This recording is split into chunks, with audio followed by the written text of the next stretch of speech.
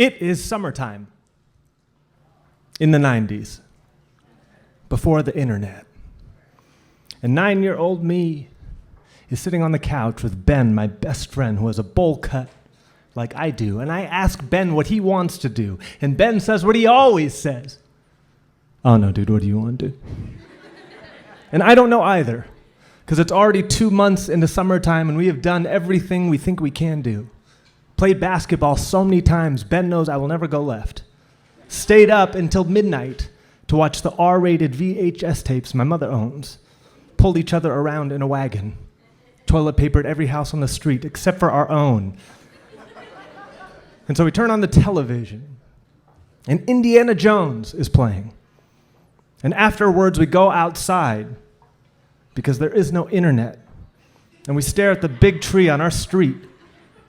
The tree that is bigger than Ben's entire house, that we have never been able to climb because we are little kids. But now, we are little kids that just watched Indiana Jones. And so we find some old bungee cords.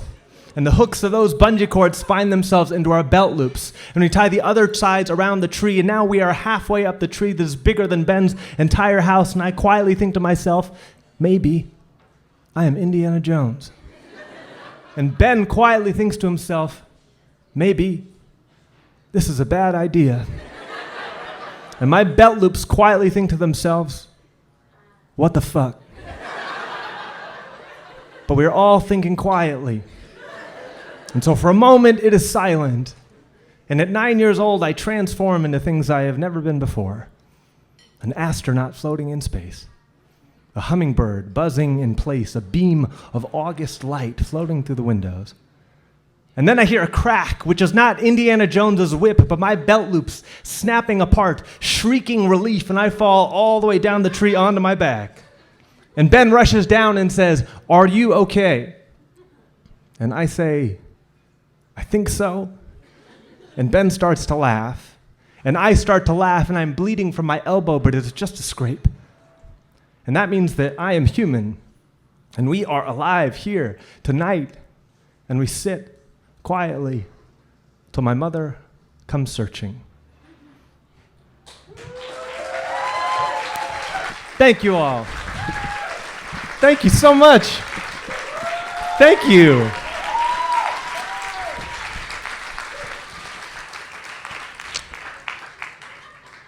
Y'all are nice as fuck. This is a thing here. Last time I was here, I was walking around downtown, and I've lived in New York for 9 years now, and so you kind of have like a walking downtown face. And this person was like, "Excuse me," and when you're in New York, someone says, "Excuse me" to you, the last thing you do is acknowledge their existence. But they're like, "Excuse me," and I kind of popped up, and then we made eye contact, and I'm like, now I'm fucked. And they're like, "I'm sorry, can I tell you something?" And I was like, "Sure." And they're like, "You kind of look like Jesus." It was like kind of unclear whether it was a compliment or not. But thank you, Minneapolis.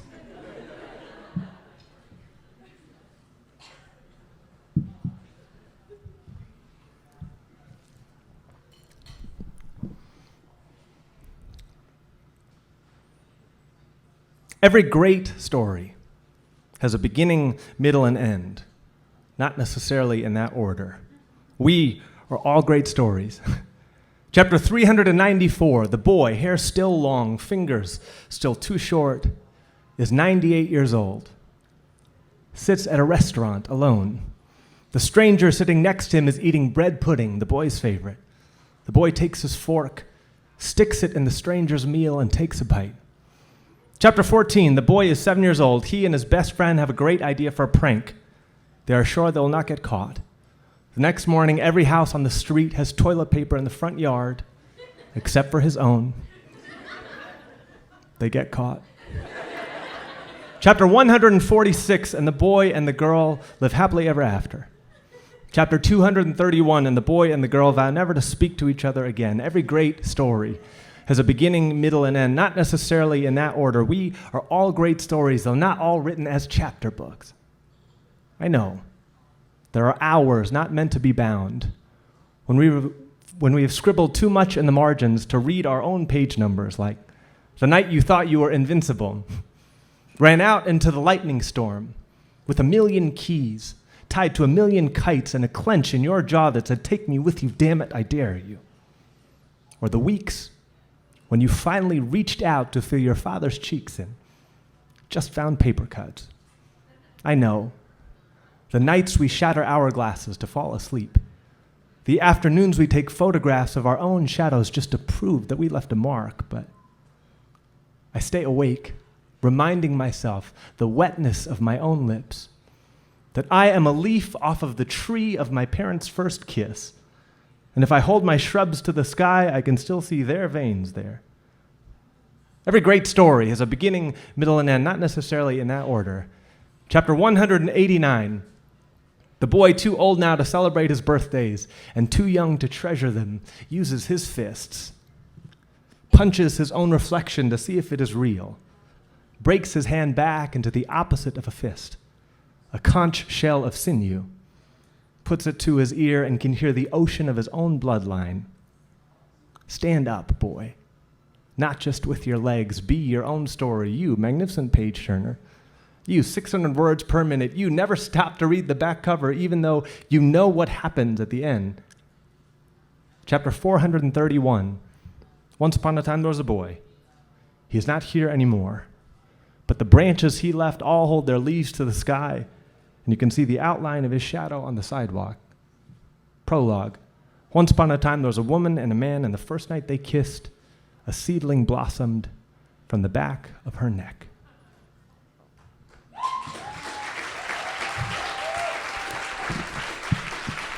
Thank you all. Thank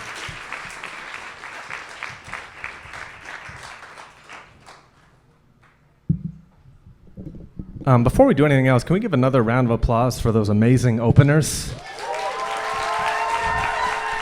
Yeah. That was awesome. For those three ladies that came up here and crushed it. Also, like, if you do not know this already, you may know this, but Minneapolis and St. Paul, the Twin Cities, have an amazing poetry community here, right here. So you do not need to go far. I feel a little guilty. I'm very honored that I am here, but I'm also kind of like, I feel like the fucking import, like fucking buy local, This is a really special night. This book came out about 2 weeks ago, and this is the third show I've got to do with this book in the world and to celebrate it. And tonight, particularly, I want to try a bunch of new poems from the book that I have literally never read before, or may have run one time before. One of the things I loved about this book was getting to explore new things and new stories that hadn't been told to anybody, and sometimes to myself, had been locked away somewhere in there. And so this is one of those.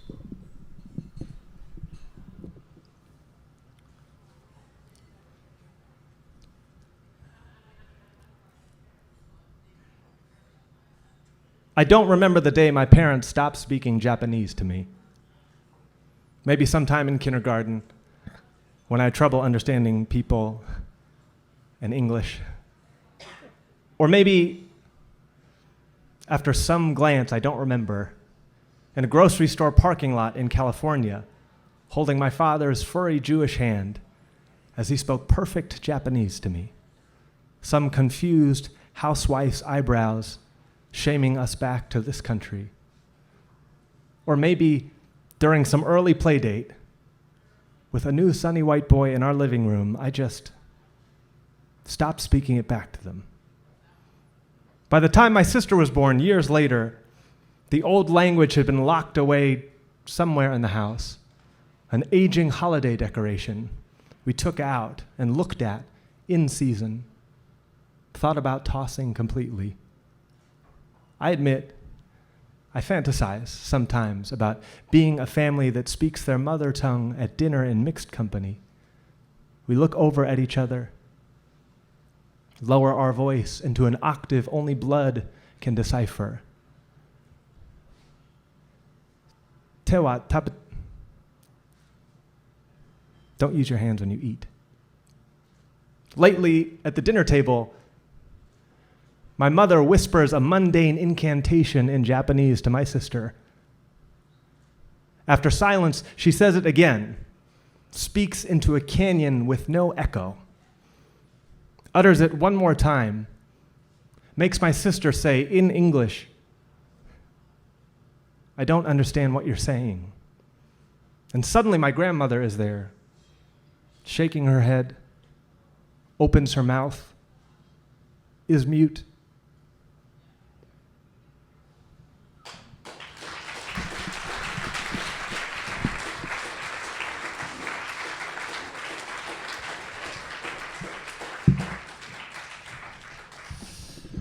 I got to write about all sorts of weird things in this book. I wrote a poem about faking sick, which is great. Make some noise if you ever fake sick in your life. Yeah. That is properly jovial. Can anybody say with like full confidence that they never faked sick, ever? If you're too polite, you can raise your hand. Yeah, no one. I mean, that's okay. To me, it's always been like a big red flag. You know, like never faking sick is like, you ever meet someone and they're like out of nowhere, they're kind of like, "Oh yeah, I've never had a soda in my life." And you're like, "What the fuck?" And it's always the same shit. It's like, "Oh, my parents never let me have it, and I don't know, I just never developed a taste for it." Huge red flag, right? Because it's one of two scenarios. One is that they're lying, and at some point in their life, they've had a soda. Even if they didn't like it, they've had one. Or two, which is scarier, fucking 7-year-old them is at their like their friend's birthday at fucking Chuck E. Cheese's or some shit. And like the orange soda's coming around, it gets them, they're like, "Oh no, thanks, oh no, sorry. My teeth are still growing in," and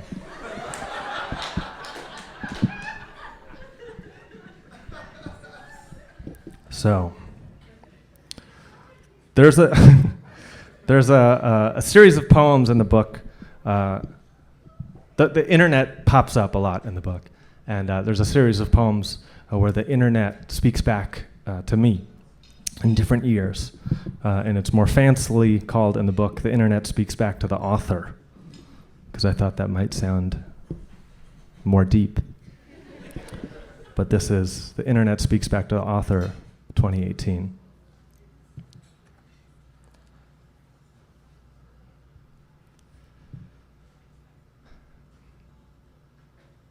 Tell me what you want. Every door you enter, I will let you in. My friend Rihanna said that. You want to see her? Here she is. Parts of herself she never meant to show you, but I got them for you. Is that too much? Are you upset with me? Here. A man belly flopping onto a lake. A goat climbing on people doing yoga. A baby crying hysterically and now laughing. A magician revealing his tricks. A photo of your old best friend who called you 3 days ago. Don't call him now. Let me show you him. You like it better that way. Look how you two dressed up together that Halloween. He doesn't want to do that anymore. Except with me. I won't let him change, I promise. Why are you sad? Here, the woman you kissed 2 nights ago. She was recently in Florida. It was colder than she expected. Here, her mother, 2 huskies, little brother's graduation, view from the old apartment, best sushi she's ever had, her bestie, Bestie's favorite bar, Bestie's untouched birthday cake, Bestie's new boyfriend, Bestie's trip to Chicago, Bestie's photo under the bean, Bestie's girls' weekend. It's okay. She shared it with me so that I could show you. Here, the woman you loved years ago. See? The marigold of her drink she had on her honeymoon. You don't like sweet drinks, right? Don't leave. Let's go to the temple. What an architect you've become. There you are, your face wonderfully frozen. Your funny joke, it took you so long, but I'll never tell. You're safe here with me.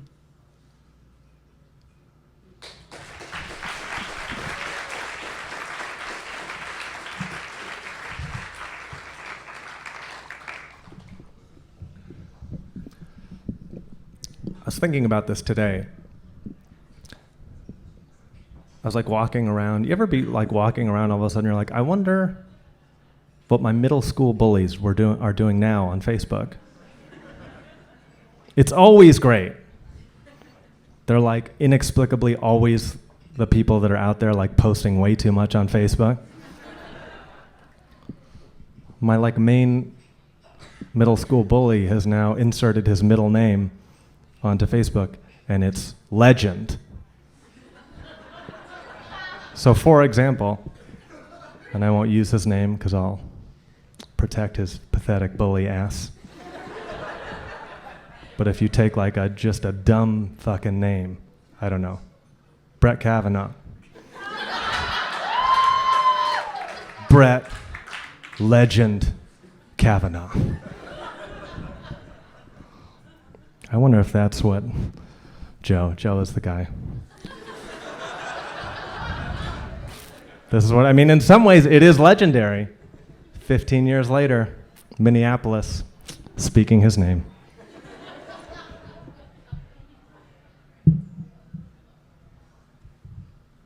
This is a very short poem from the book.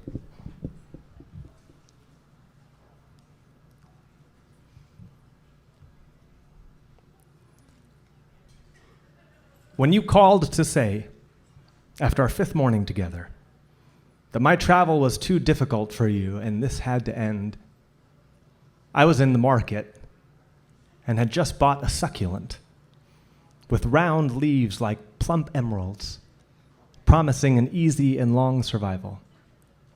I carried it home with both hands, committed to its nominal care.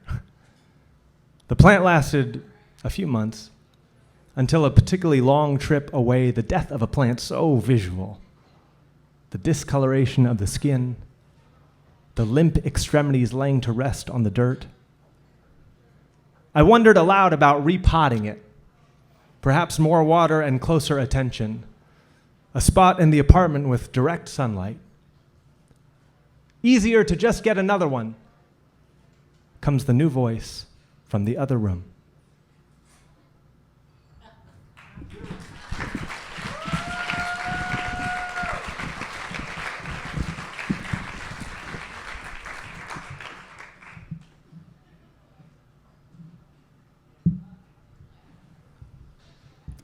So my grandparents come up very often in my work, and they really meant a ton to me.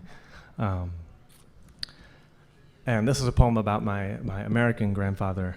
And to give you a visual of my American grandfather, he had like this gigantic white beard and was totally bald and had like this amazing belly that he used to eat dinner off of like very proudly. And he owned a war surplus store that was really almost exactly this size, filled with junk, essentially, that he had collected from around the country and really meant the world to him. And that place meant a lot to me. And I worked there and I grew up there in a lot of ways. And when he passed away about 5 years ago, the store closed. And I was thinking about him and that place. And so I wrote this poem for him. I keep doing this hair thing, but it's really hot up here, and I'm sweating, and it gets a nice... Okay, thanks. I needed that.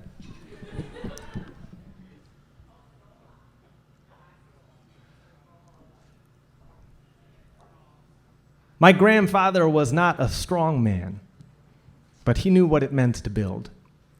In 1947, after he and my great-uncles returned from the Second World War, they opened up Union War Surplus Store. The store's slogan, from a battleship to a hunting knife, we have it or we'll get it. My grandfather was not a strong man, but he kept his word. The place was half store, half encyclopedia, packed all the way to the ceiling with odd objects that somebody somewhere might want. Steel-toe boots, made of velvet, fire-resistant overalls, a Czechoslovakian dental kit from 1964, packed all the way to the basement with people that somebody somewhere else might forget about, but not here. like Richard. Richard, who did not work there, but showed up every Sunday afternoon in this full military uniform. Never once bought a damn thing, but once brought his little girl, held her hand, said, "This is what it smelled like when Daddy was a hero."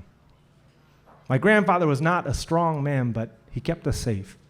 We walked together in the park one night, and a jagged man with more tattoo than skin walked up directly to my grandfather, said, "Hey, old man, my father used to take me to your store when I was a kid, and you shook my hand once,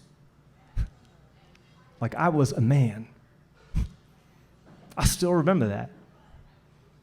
My grandfather's office was upstairs, but he liked to work down on the floor, gave anybody a smile. Everybody called him Cheerful Al with his big belly, bald head, long gray beard. Little kids would see him and go, "Santa Claus."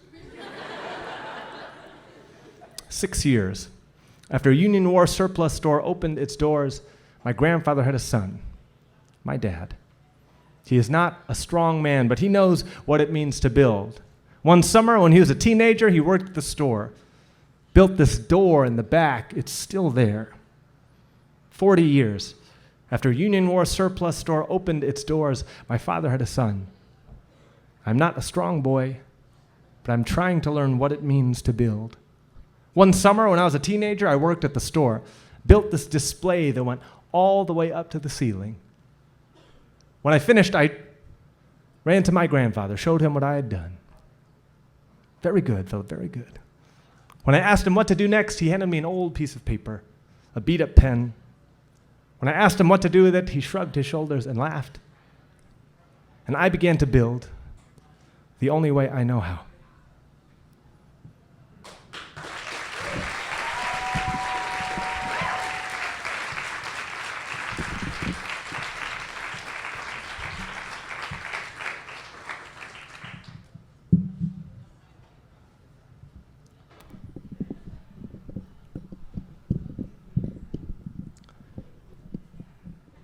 So I wrote this poem a little while ago that touches on my parents' divorce and my parents' split, and it touches specifically on the night that happened. But there was a lot more pieces to that, and one of the things I got to in a lot more little moments, and I got to explore those a little bit more in this book, and this is one of them, which is the night my parents split, and the first night we visited my dad in his apartment. He had to get this new place to live. This was 2 nights after, and we stayed with him.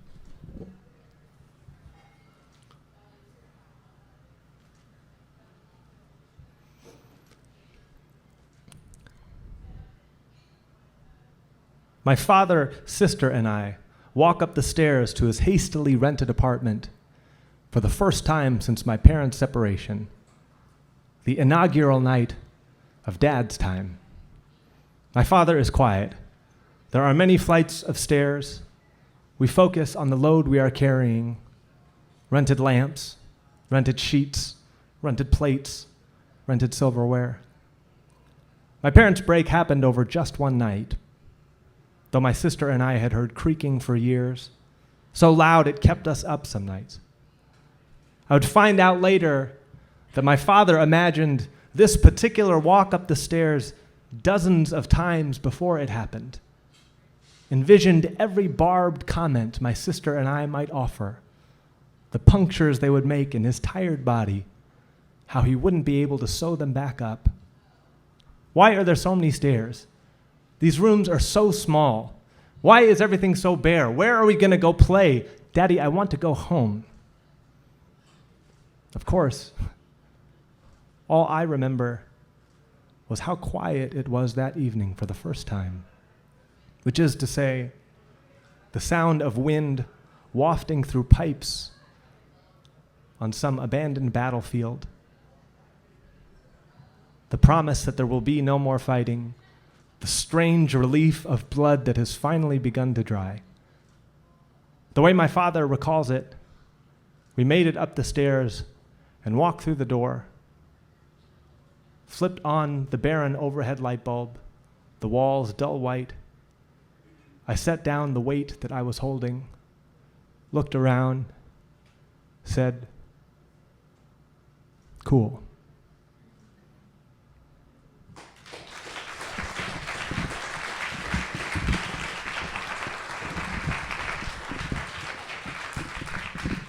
All right, y'all. I'm going to do 3 more poems. Thank you all for being here. It is really special to have you all here to share this with in this beautiful space. I did not know it was going to be so nice. I would have fucking not worn my sneaks.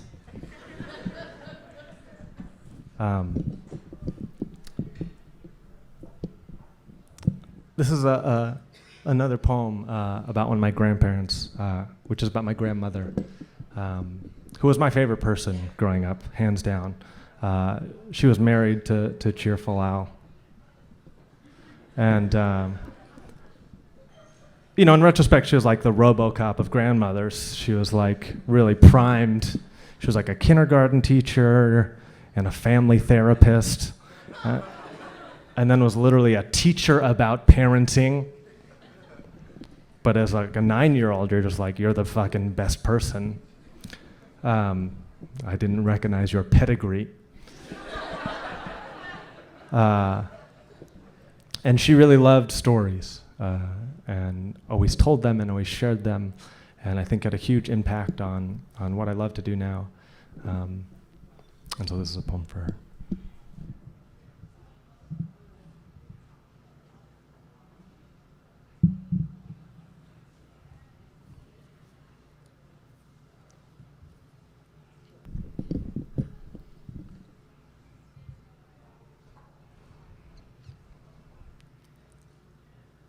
My grandmother's mind was a ballroom. Inside were her memories, each one dressed for a celebration.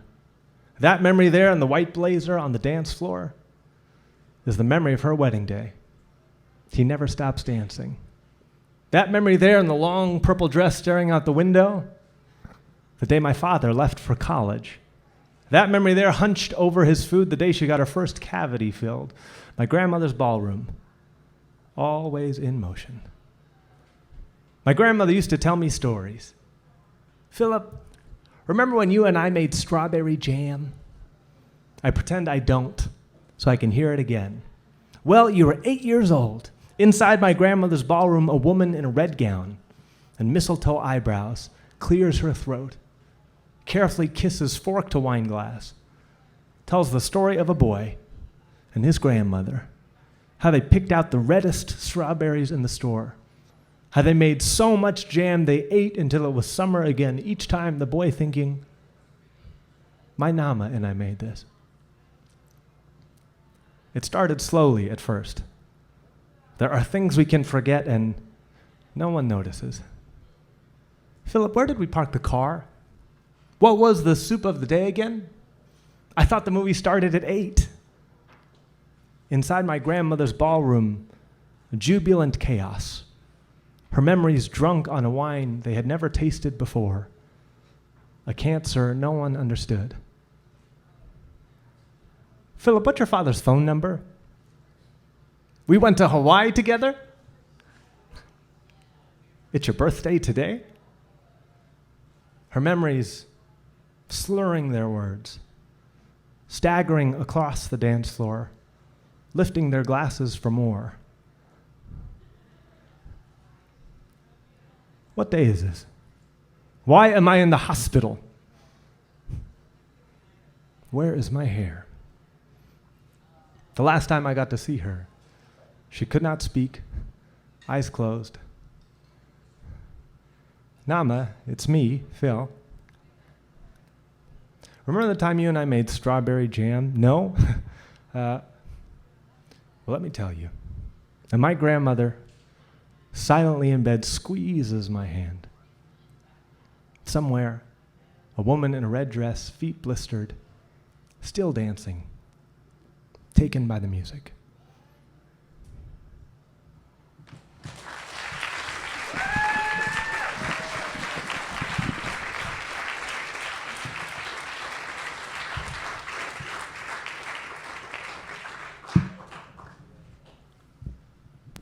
So it's been a real shitty week for a lot of us to watch all these things unfold, and is unfortunately not a new thing. And it is a difficult thing to not get drowned under. And I've been trying to find little moments of joy and to things that appreciate that have nothing to do with what may or may not be on television. And so this is a new poem that I never tried out loud before, which is a little bit of appreciation for little things in all of you. And it is still an amazing thing to travel, to get on a plane and show up to a room full of people that care anything about what you do and any of the words you have. So thank you.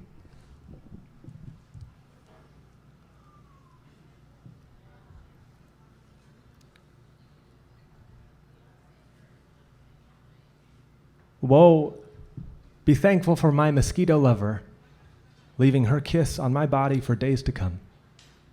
Woe, be thankful that I am wanted by the earth, if no one else, waiting to hold my body again. Woe, be thankful for the beasts who have laid down against their will so that I may nourish. Woe, be thankful for the warmth of the full stomach, the summer sidewalk, my grandmother's jiggling arm. Woe, be thankful for the cool of the frothy Pacific, the crisp pillow, the popsicle now melting down my hand. Woe, be thankful for the ridges in the redwood that guide the sap, that scratch the black bear. Woe, be thankful for each ring in the red bark, each wrinkle in the knuckle. Woe, be thankful for the wood above my head that meets the water and does not rest, even when invited. Woe, be thankful for my sister who meets the water from my cheek and does not rest even when invited. Woe, be thankful for rest with its unrelenting invitation. Woe, be thankful for the day I finally acquiesced. And when I do, may the roots of a small plant find me in the earth, hold me in its sprawling embrace, say nothing of my name, and survive the winter.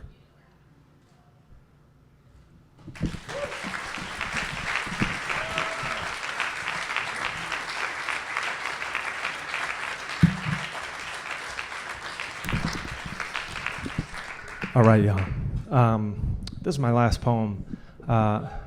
Thank you so much for being here. It takes a lot of energy to be up here on stage sharing poems, but I also know it takes a shit ton of energy to be out in the audience listening to all of this and digesting it all, particularly if you got dragged here. Did anybody just get like dragged here as a friend and are like, what the fuck is going on?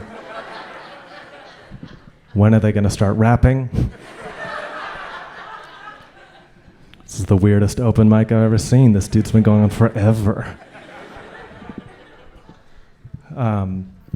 After this finishes, I'm going to set up shop right here. Everybody gets a book. It's amazing. Yeah. Thanks for, take the book. If not, hand it to someone on the street. You guys do that shit here, don't you? Like some real Minneapolis shit. Here's some reading.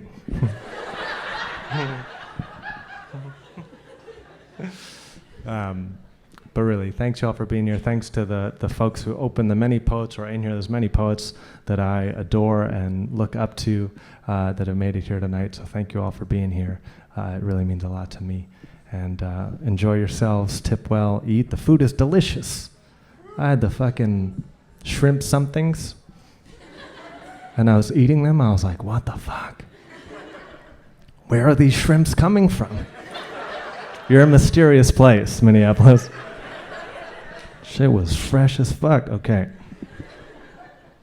Thank you all. This is my last poem. Take care.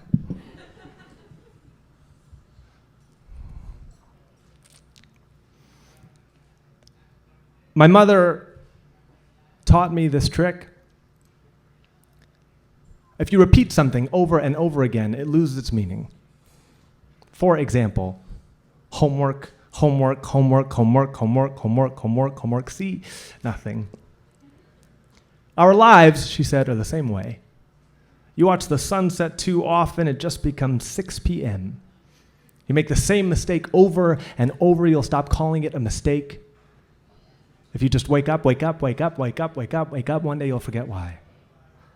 Nothing is forever, she said. My parents left each other when I was 7 years old.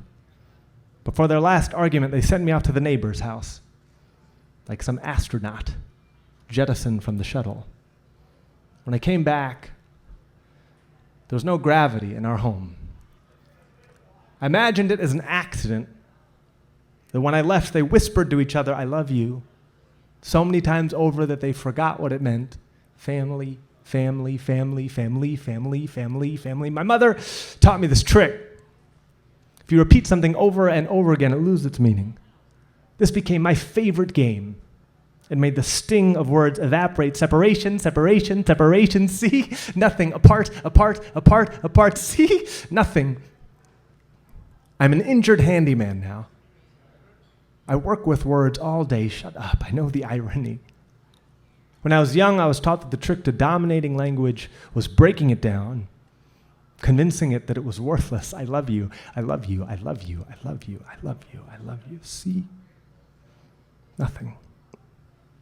Soon after my parents' divorce, I developed a stutter. Fate is a cruel and efficient tutor. There's no escape in stutter. You can feel the meaning of every word drag itself up your throat. Separation. Stutter is a cage made of mirrors. Every what do you say? Every just take your time. Every come on, kids, spit it out. There's a glaring reflection of an existence you cannot escape. Every awful moment trips over its own announcement again and again and again until it just hangs there in the center of the room, as if what you had to say had no gravity at all. Mom, Dad, I'm not wasteful with my words anymore. Even now, after hundreds of hours practicing away my stutter, I can still feel the claw of meaning in the bottom of my throat. Listen to me. I've heard that even in space, you can hear the scratch of an I love you.